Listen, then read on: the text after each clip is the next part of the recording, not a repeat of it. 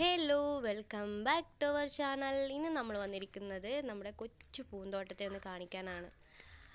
എന്നുവെച്ചാൽ ഒരുപാട് പൂക്കൾ ഇങ്ങനെ നിറഞ്ഞു നിൽക്കുന്ന കാണുമ്പം എനിക്ക് തോന്നി ഒന്ന് നിങ്ങളെയും കൂടെ കാണിക്കാമെന്ന്.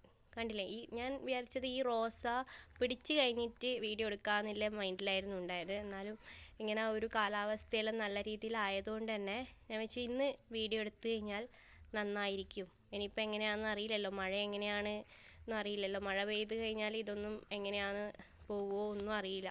എന്ന് വെച്ച് കഴിഞ്ഞാൽ എല്ലാം മഴയത്ത് ഇങ്ങനെ ചാഞ്ഞ് കിടക്കുവാണ്. ആ ചെടിയെല്ലാം കണ്ടില്ലേ, താഴേക്ക് ചാഞ്ഞ് കിടക്കുവാണ്. ഇപ്പം നല്ല വെയിലുണ്ടായതുകൊണ്ട് തന്നെ ഒരുപാട് പൂമ്പാറ്റകൾ തേൻ കുടിക്കാൻ വേണ്ടി വന്നിട്ടുണ്ട്. ഇന്ന് ഇങ്ങനെയുള്ള കാഴ്ചകളൊക്കെ നമുക്ക് വീട്ടുമുറ്റത്ത് കാണുക എന്ന് പറയുന്നത് ഭയങ്കര അപൂർവങ്ങളായ കാഴ്ചകളാണ്. കണ്ടില്ലേ, ഞാൻ അതൊക്കെ കാട് പോലെ നിൽക്കുന്നത് ചെടികളാണ്. പൂ പിടിച്ച് കഴിഞ്ഞിട്ട് പറിച്ച് കളയാമെന്ന് വിചാരിച്ചിട്ടായിരുന്നു. പൂക്കൾ കാണാൻ ഇഷ്ടമുള്ള ഇങ്ങനെ നമ്മുടെ ഗാർഡനെ സ്നേഹിക്കുന്ന എല്ലാവരും എൻ്റെ വീഡിയോ ഇഷ്ടമായാൽ കമൻറ്റ് ചെയ്യുക, ലൈക്ക് ചെയ്യുക, സബ്സ്ക്രൈബ് ചെയ്യുക.